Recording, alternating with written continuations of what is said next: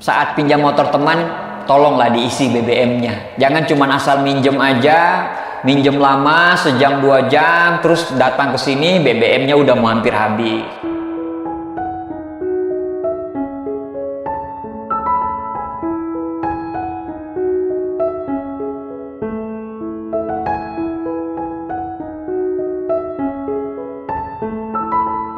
Assalamualaikum warahmatullahi wabarakatuh. Dulunya kita sering diajak untuk bertukar pikiran sama teman-teman. Dulunya kita diajak untuk hangout bareng sama teman-teman. Tapi lama-kelamaan makin kesini kok ajakan-ajakan itu makin berkurang, bahkan sudah nggak ada yang ngajakin kita. Yang dulunya kita punya banyak teman, tapi kok sekarang kok teman-teman itu pada menjauh dari kita. Ya mungkin bukan mereka yang salah, tapi mungkin attitude kita yang kurang baik.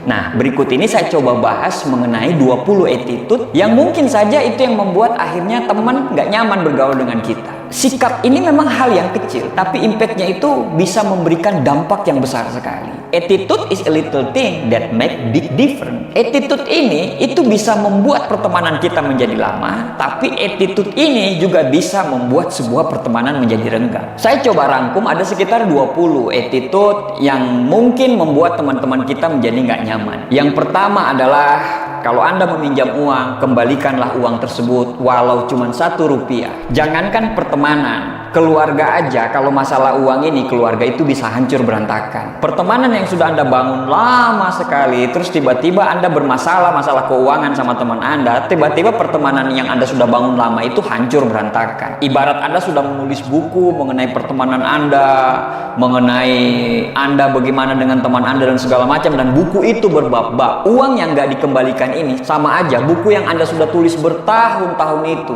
Anda bakar, yang hanya butuh 15 menit untuk membakar dan menjadi hangus. Masalah kita meminjam uang ke teman ini itu bisa menghancurkan pertemanan dalam sekejap. Yang kedua, jangan main handphone saat teman kita lagi bicara. Ini penting banget gitu. Coba kalau Anda lagi ngobrol, terus orang yang Anda ajak ngobrol tersebut itu main handphone dan tidak perhatikan Anda akan bete sekali. Jadi usahakan banget pada saat ada teman lagi ngobrol atau pada saat lagi ngumpul-ngumpul, simpanlah dulu handphone. Kalaupun ada sesuatu yang penting, mungkin ada WhatsApp dari kantor, WhatsApp dari bos, dari teman kerja, dari orang rumah, dari keluarga dan segala macam, kasih tahu dia, sebentar ya, saya balas WA dari istri saya dulu. Nah mungkin seperti itu lebih bagus. Tapi kalau cuma sekedar scroll, temanmu lagi bicara dan Anda berbuat seperti itu, percaya sama saya, untuk kumpul-kumpul berikutnya Anda pasti nggak diajak. Yang ketiga, jangan nonton YouTube dengan kuota orang lain.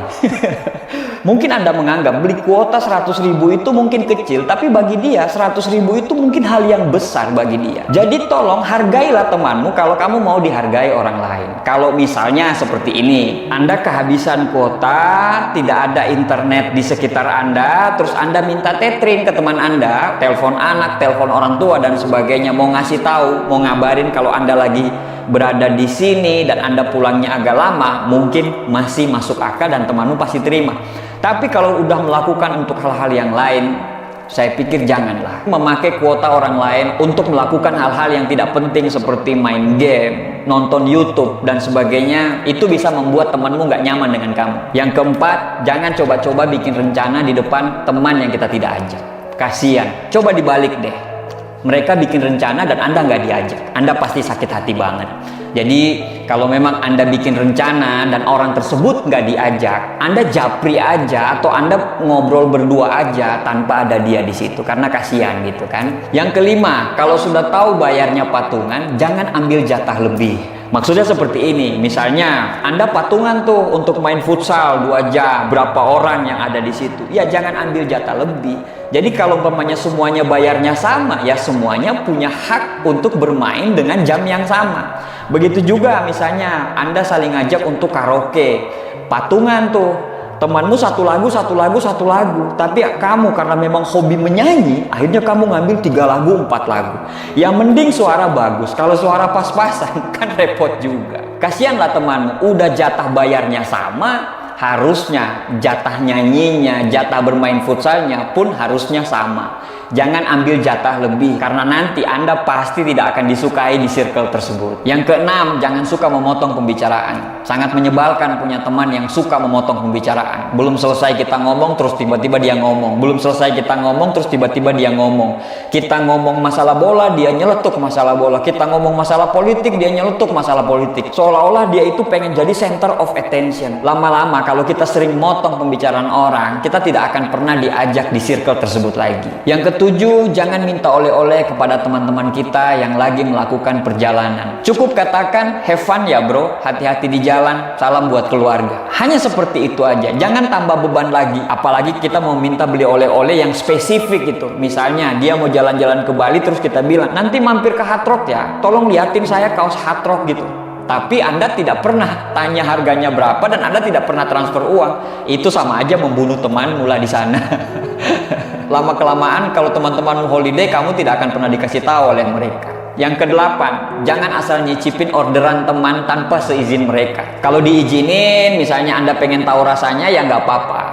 Tapi kalau nggak diizinin, apalagi mungkin dia nggak ada di situ, dia lagi pamit ke toilet, terus Anda nyicip-nyicip, saya pikir itu sebuah attitude yang kurang berkenan lah. Yang kesembilan, jangan ngobrol bisik-bisik, padahal ada banyak temenmu yang ada di situ. Kalau kamu melakukan ini, ya kamu nggak cocok untuk berada di circle manapun sih. Karena bisik-bisik di depan teman-teman kita itu salah satu perbuatan yang nggak ngenakin sama sekali. Yang ke-10, jangan buka galeri foto orang lain tanpa izin di handphone dia. Mungkin di galeri foto itu ada orang-orang yang dia cintai, perempuan-perempuan yang dia cintai, seperti ibunya, adiknya, kakaknya yang tidak memakai hijab mungkin dalam galeri foto tersebut. Jadi tolonglah jangan dibuka-buka, karena itu privasi dari orang lain juga. Sedekat apapun Anda berteman, buka-buka galeri foto tanpa izin orang lain ini bisa merenggangkan hubungan pertemanan kalian lagi nantinya. Yang ke-11, jangan memesan makanan yang mahal ketika kita lagi ditraktir teman. Jangan pergunakan aji mumpung dibayarin, mumpung ditraktir, akhirnya Anda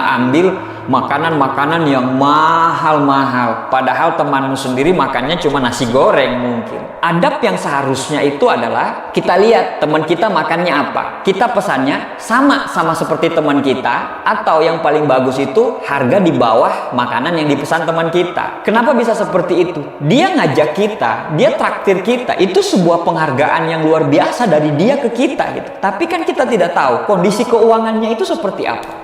Jadi pada saat ditraktir makan, makanlah seadanya. Lihat apa yang dia pesan sama seperti dia, atau pesan harganya yang di bawah makanan yang dia pesan. Yang ke-12, jangan tanya gaji, jangan tanya nikah, jangan tanya anak kepada teman yang sudah lama tidak bertemu dengan kita. Kalau Anda tanyakan gaji, nikah, dan anak ini sebagai bahan basa-basi, itu sangat basi banget.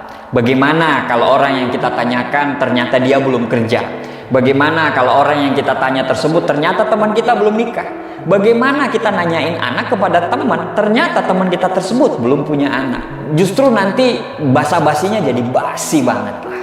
Mending hindari untuk menanyakan hal-hal tersebut. Yang ke-13, saat kita bertamu ke tempat teman, ya jangan buka-buka kulkas lah. Jangan merasa so asik dan so dekat, terus Anda buka kulkas, masuk ke kamar dia dan segala macam. Ada aturannya. Apalagi tiap-tiap rumah pasti punya aturan masing-masing. Jangan sampai masuk ke kamar pribadi tanpa seizin temanmu. Jangan sampai buka kulkas tanpa seizin temanmu. Yang ke-14, saat pinjam motor teman, tolonglah diisi BBM-nya. Jangan cuma asal minjem aja, minjem lama, sejam 2 jam, terus datang ke sini BBM-nya udah mau hampir habis. Kalau attitude kita bagus, kan, teman-teman tahu attitude kita bagus, mereka akan minjamin kita kok. Karena mereka tahu pulang-pulang motor mereka itu akan keisi BBM-nya. Bagaimana mereka menghargai kita dengan meminjamkan motor mereka? Kita juga menghargai mereka dengan pada saat kita balikin motor dia, BBM-nya kembali seperti semula, atau paling bagus sih penuh aja gitu, karena kita minjem. Yang ke-15, saat dapat undangan makan, saat dapat undangan syukuran, saat dapat undangan traktiran, usahakan ke tempat temanmu tersebut, bawalah buah tangan, Walau cuman sekedar buah-buahan atau kue-kue yang Anda beli di jalan sebelum datang ke rumah teman Anda. Kalau Anda lakukan hal tersebut, temanmu bakal sangat senang sekali.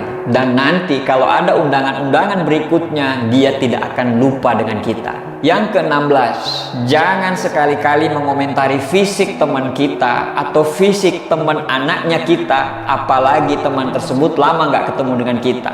Contohnya, pas kita ketemu dengan dia, "Ih, kok kamu tambah gemuk sih? Ih, kok kamu tambah kurus sih? Ih, oh anakmu kok tambah kurus sih? Kok anakmu kucil sih?" Aduh, itu akan membekas seumur hidup dari temanmu. Dan walaupun kamu punya attitude yang bagus gitu loh, bagi temanmu itu, attitude-mu itu jelek banget gitu. Jadi hindarilah berkomentar secara fisik kepada teman-teman kita, apalagi pada teman-teman yang baru ketemu atau jarang ketemu dengan kita. Yang ke-17, jangan telepon berkali-kali. Usahain sebelum nelpon minimal chat dulu lah, kasih tahu sama dia, "Kamu sibuk nggak? Boleh nggak saya telepon?" Itu lebih bagus daripada langsung main telepon.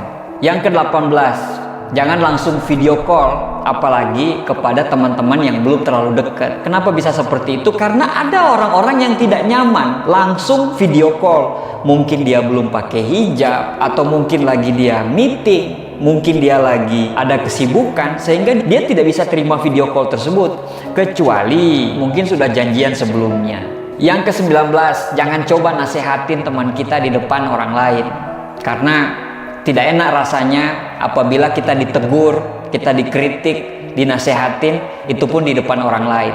Kalau pengen melakukan itu, mungkin Anda kurang nyaman dengan teman Anda panggil dia, ngobrol berdua, nasihatin dia pelan-pelan dengan komunikasi yang baik.